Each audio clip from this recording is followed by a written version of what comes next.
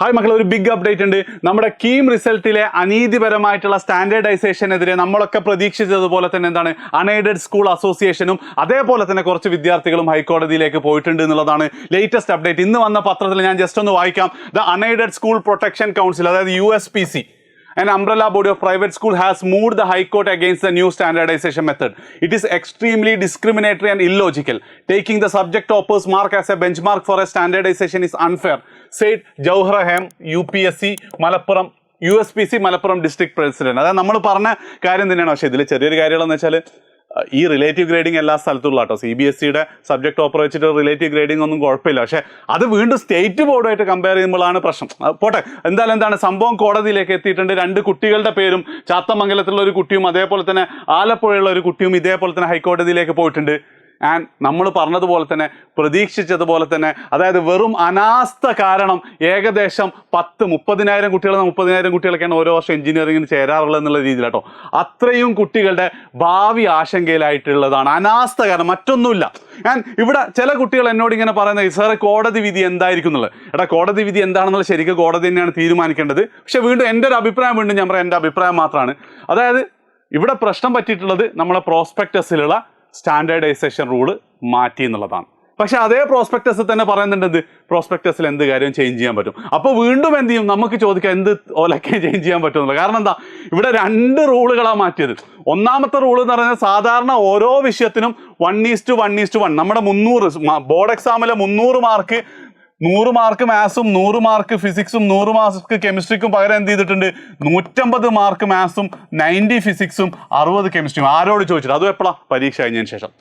ഇതെന്തായാലും കോടതിയിൽ നിലനിൽക്കില്ല എന്ന് തന്നെ എനിക്ക് തോന്നുന്നത്. പിന്നെ രണ്ടാമത്തെ സ്റ്റാൻഡേർഡൈസേഷൻ, അതെനിക്കറിയില്ല, ജഡ്ജിക്കൊക്കെ അനുസരിച്ചിരിക്കും. അപ്പം എന്തായാലും എന്ത് ചെയ്യും, വാദപ്രതിവാദങ്ങൾ നടക്കും. അഡ്മിഷൻ പ്രൊസീജിയർ എന്തായാലും ഡിലേ ചെയ്യും, ഉറപ്പാണ്. ഇതിൽ മറ്റൊരു കാര്യം കൂടി ഇവർ നോക്കേണ്ടതാണ്. ഇത് ഇത്ര സിമ്പിളായിട്ട് ചെയ്യേണ്ട ഒരു കാര്യമല്ല. ഞാൻ ഒരു കോടതി വിധിയും കൂടെ ഞാൻ പറഞ്ഞു കേട്ടോ. അതായത് NEET PG supreme court hearing update, NEET PG 2025 to be held in single shift.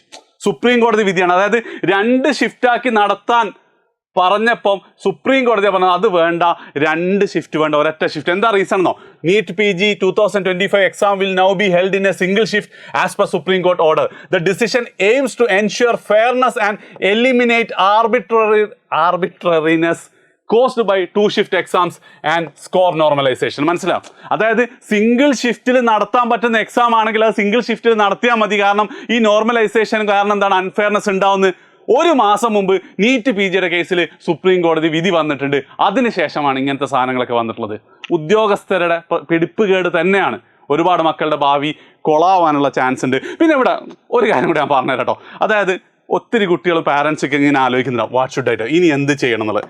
എടാ, ഞാൻ Kozhikode NIT BTech computer science കഴിഞ്ഞതാണ്. അവിടെ ഭയങ്കര പെർഫെക്റ്റ്ലി ഓർഡർ ആയിരുന്നു. ഞാൻ കോവിഡിൻ്റെ സമയത്തൊക്കെ എന്താണ്, ഓർഡർ ഇല്ലാത്ത സമയത്തൊക്കെ ആളുകൾ BTech പഠിച്ചിട്ടുണ്ട്, പാസ്സൊക്കെ ചെയ്യുന്നത്. ഇവിടെ എൻ്റെ കൂടെ ഇപ്പോൾ വർക്ക് ചെയ്യുന്ന ഒത്തിരി കുട്ടികൾ കോവിഡിൻ്റെ 2020 NITയിൽ അഡ്മിഷൻ കിട്ടിയതാണ്. 1 വർഷം 2 വർഷത്തോളം അവർ ഓൺലൈനായിട്ടൊക്കെ പഠിച്ചിട്ടുണ്ട്. അപ്പോൾ അവരുടെ ക്വാളിറ്റിയിലൊന്നും വലിയ വ്യത്യാസമുള്ളതൊന്നും മനസ്സിലാവും. അതായത് നിങ്ങൾ ഈ +1 +2 പോലെ എല്ലാ എഞ്ചിനീയറിംഗിൻ്റെ പഠനം അതിപ്പോൾ ഒരു 2 മാസം ഡിലേ ആയാലും അത്ര 2 മാസം നിങ്ങൾക്ക് ചില്ലാക്കാന്നാണ് എൻ്റെ ഒരു പേഴ്സണൽ ഒപ്പീനിയൻ കേട്ടോ. ലൈക്ക് ഞാനൊരു ഉഴപ്പനായിട്ട് പറയുന്നതല്ല, അനുഭവം കൊണ്ട് പറയണം. അതുകൊണ്ട് എന്തല്ല, നിങ്ങളിപ്പം +2 കഴിഞ്ഞ കുട്ടികളുണ്ടാവും, JEEക്ക് റിപ്പീറ്റ് ചെയ്ത കുട്ടികളുണ്ടാവും, അതേപോലെ തന്നെ NEETന് റിപ്പീറ്റ് ചെയ്ത് റിപ്പീറ്റ് ചെയ്തിട്ട് ഇനി ഒരു അംഗത്തിനൊന്നും എനിക്ക് താല്പര്യമില്ല, ഏതെങ്കിലും ഒരു എഞ്ചിനീയറിംഗ് കോളേജിൽ NEETന് നോക്കുന്ന ഒത്തിരി കുട്ടികൾ എഞ്ചിനീയറിംഗ് കയറാറുണ്ട്. എഞ്ചിനീയറിംഗ് കോളേജിൽ കയറുക, സേഫാക്കുക, ഒരു 4 വർഷം കഴിഞ്ഞിട്ട് അപ്പത്തേന്ന് ആലോചിക്കുന്ന ഒത്തിരി കുട്ടികളുണ്ടെങ്കിൽ നിങ്ങൾ ഇതിനെക്കുറിച്ച് വല്ലാതെ ബേജാറാവേണ്ട ആവശ്യമില്ല. നിങ്ങളുടെ ഭാവി പോകുമെന്നൊന്നും നിങ്ങൾ ആലോചിക്കേണ്ടില്ല. കാരണം നിങ്ങൾക്ക് കിട്ടുന്ന ഒരു കോളേജ് ചിലപ്പോൾ ഒരു ബ്രാഞ്ചോ അല്ലെ ഒരു കോളേജോ ഒന്ന് അങ്ങോട്ടും ഇങ്ങോട്ടും മാറിയിരിക്കും. ഡസിൻ മേക്ക് സെൻസ് അല്ലെ, ഡസിൻ മേക്ക് എനി ഡിഫറൻസ് ഒരു 4 വർഷത്തെ ജേണിയിൽ. ആൻഡ് ഈ 2 മാസം ഡിലേ ആണ് കോടതി വിധി കാരണമൊക്കെ. അതും എന്ത് ചെയ്യണമെങ്കിൽ പ്രശ്നങ്ങൾ അത്ര ലാഭമെന്ന് കരുതിയാൽ മതി. കാരണം എന്താ വെച്ചാൽ വലിയ പ്രശ്നമൊന്നും ഉണ്ടാകും. പക്ഷേ മറ്റൊരു കൂട്ടരുണ്ട്. ആ കൂട്ടർ ആരൊക്കെയാണെന്ന് വെച്ചാൽ ഇപ്പം +2ന് ശേഷം കീം എഴുതിയിട്ട് കുഴപ്പമില്ലാത്ത റാങ്കൊക്കെ ഉണ്ട്. അപ്പം നല്ലൊരു കോളേജിൽ നല്ലൊരു ബ്രാഞ്ച് കിട്ടണം, അല്ലെങ്കിൽ ഞാൻ റിപ്പീറ്റ് ചെയ്യുന്നു കരുതുന്ന ആൾക്കാർ. അതേപോലെ തന്നെ റിപ്പീറ്റ് ചെയ്ത്, അല്ലെ NEETന് റിപ്പീറ്റ് ചെയ്തു, റിപ്പീറ്റ് ചെയ്തു, അല്ലെ സൂപ്പർ റിപ്പീറ്റ് ചെയ്തു, വിചാരിച്ചത്ര സ്കോർ ഇത്തവണ കിട്ടിയില്ല, പക്ഷെ കീമിൽ കുഴപ്പമില്ലാത്തൊരു കോളേജാണ്, അവിടെ കയറാം.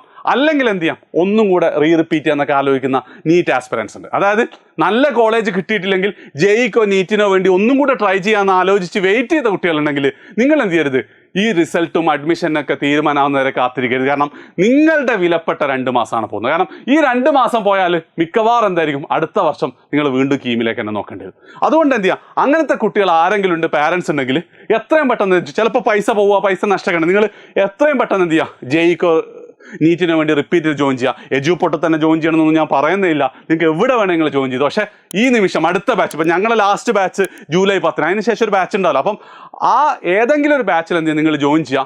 നല്ല കോഴ്സ്, ഇതൊക്കെ പ്രശ്നങ്ങളൊക്കെ കഴിഞ്ഞ് നല്ല കോളേജ് നല്ല കോഴ്സ് കിട്ടുകയാണെങ്കിൽ ചിലപ്പോൾ കുറച്ച് പൈസ ഇവിടെ പോയിട്ടുണ്ട്. എന്നാലും എന്ത് ചെയ്യുക, നിങ്ങൾ അതിലേക്ക് ജോയിൻ ചെയ്യുക. പക്ഷേ ലേറ്റ് ആക്കരുത്.